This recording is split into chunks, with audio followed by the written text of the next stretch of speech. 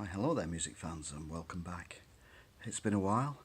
I've been on a music festival binge, but I'm back now to start doing some more exciting crap music album covers. But first, as normal, we will start off with some decent ones. I'm Music Mike, and this is the world of marketing. Blondie, the best of Blondie. Good album, loads of tracks. Picture of Blondie in New York. Very, very cool indeed. Heart of Glass, Denise, The Tightest Eye, In the Flesh, Sunday Girl, Dreaming, Hanging on the Telephone, Ripper to Shreds, Atomic, Call Me, I'm Always Touched by Your Presence, Dear. And of course, Unique City Blue, Picture This and Rapture, all of which are superb. And of course, the album cover is also superb. And here's the back, where it shows you clips from all the videos. So very, very good album cover. We like that one a lot. Bringing it right up to date now, because albums are back in fashion. Royal Blood. Look at the artwork on that. That is stunning. Proper stuff. 2014 this came out. It's a Royal Blood album, and it's called... I don't know what it's called. I do apologise for this. Oh, it's self-titled. Of course it's self-titled. But there you go, the Royal Blood. So cracking album covers. We like them a lot. But of course, there are some people who get it wrong, and that's why we laugh at them. For example, Party Party by Black Lace. Black Lace, famous for such songs as I Could Do and I Could Don't, and Superman. And they've also got on here the Birdie song, which they don't even feature on because it's an instrumental. Hi Ho Silver Lining, that well-known song you play at parties. But you're thinking, well, look at that. That's great. That's an album cover that shows people's having a party and having great fun. And to be fair, it is hyper-realistic because you've got the old guy at the front, who obviously the person with the sticker didn't like, should cover the face up, the other guy from Black Lace, and then various random people all doing a conga. Except for that guy there, who's, I don't know what he's doing, but he's not actually doing a conga. But there's always someone in a party, you know, you always find me in the kitchen at parties, etc., who doesn't want to join in but gets forced by the mother, the sister, or girlfriend, or whatever, to join in the fun. That person is that young lad there. He looks as miserable as sin. And of course he would do, because he's on a Black Lace album cover. But it gets worse. Of course it gets worse. Huh. I don't know where this voice has come from, let's just go with it. Bay City Rollers. This one's been pointed out to me by someone else. I didn't realise how bad this album cover was, because this album cover is top loader, like that, as in the band. Oh, and I've just noticed as well, we've lifted it up. Wouldn't you like it? Question mark. I wonder what that meant. Maybe some early courting ritual of the 1970s. Who knows? Anyway, so there you go. That's a decent picture of them, isn't it? I suppose, if you like them. But look, it opens up and you get to see their feet. Why? Now, it's often been said that sex sells. And I think we'll find that John, who does our Let's Visit videos, is really into that at the moment, which is a bit disturbing as he's a middle-aged man. However, when you think of the Happy Hammond, the Hammond organ being the organ that they play at Blackpool, you know, like, do you like to be beside the seaside and all that, the last thing you think of, well, the last thing I would think of would be Rumpy Pumpy. However, Rumpy Pumpy sells, so this album has got a sexy cover. Look at that.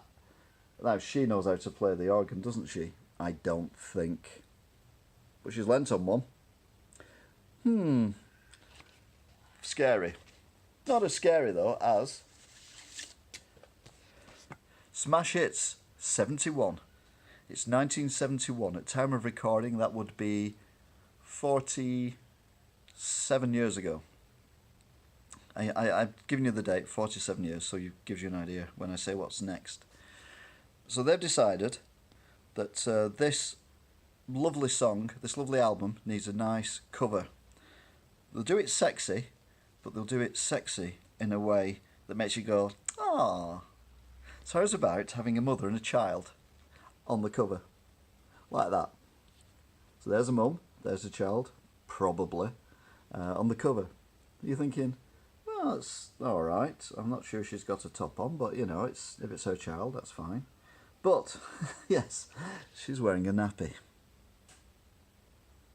1971, it was a weird time.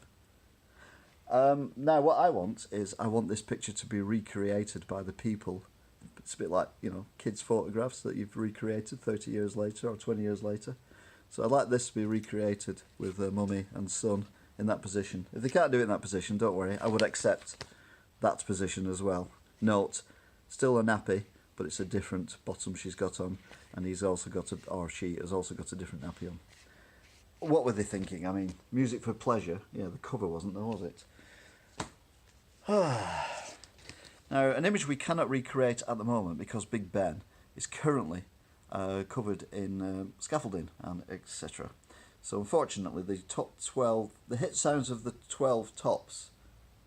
Who are the 12 tops? Your 12 tops of the month. Oh, okay, then this is the 12 tops of the month.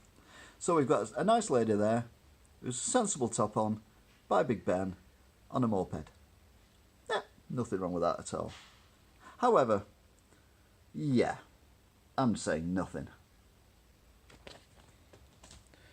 Now sometimes you have the problem where you can afford to get a license up to a degree, but then you can't afford maybe image rights, for example. And this even happened in the 70s. This album was released sometime a very long while ago.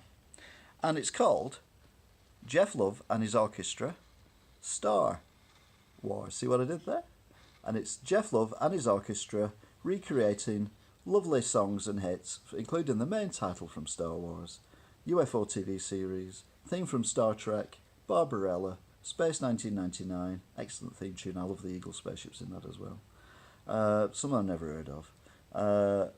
Thunderbirds, Princess Leia theme from Star Wars, the Doctor Who theme of the time, and a couple of other tracks I've never heard of.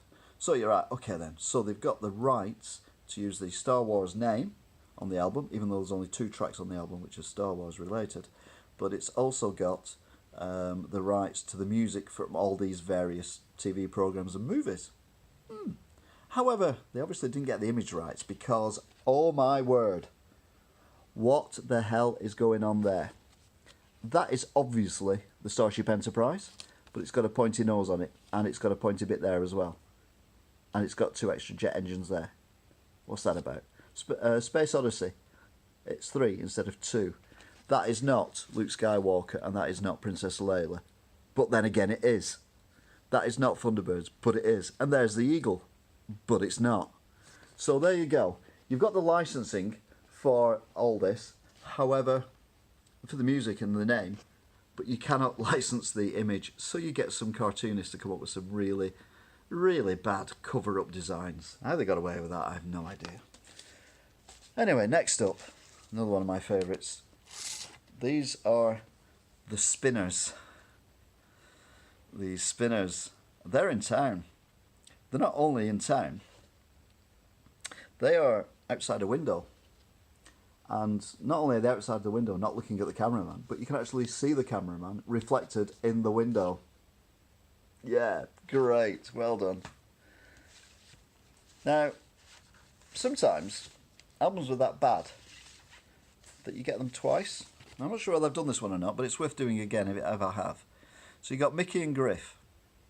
Now Mickey and Griff twice, there's 2 of them, are this lovely couple who like singing songs such as A Little Bitty Tear, Crystal Chandelier, I Want to Stay Here, I Have Stayed Away Too Long. Beautiful. And the album is called A Little Bitty Tear. And there is this weird little creature thing which has got nothing to do with anything. Sorry, I almost lost my temper then. Oh. Then we've got The World of Your 100 Best Tunes, Volume 10. So is that 1 to 10, i.e. the best, or is that 90 to 100, i.e. the worst of the best? No one knows. But one thing we do know is the decor in the house that they've chosen is not the best. Would you love to live in a house like that? I wouldn't. Slim Whitman. Everyone loves a bit of Slim Whitman.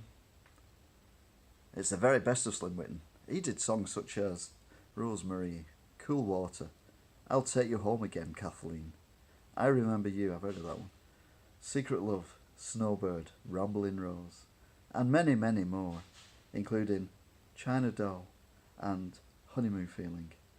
Have I told you lately that I love you? Yeah, whoever designed the album cover didn't love Slim Whitman, because that's what they've drawn. I mean, he looks like a gangster. He looks like, I don't know, what we now call a chav, but back in the day was like one of those guys who went round and sold you dodgy things like a dodgy car, or could get you cigarettes cheap and stuff like that. Yeah, no, not good marketing.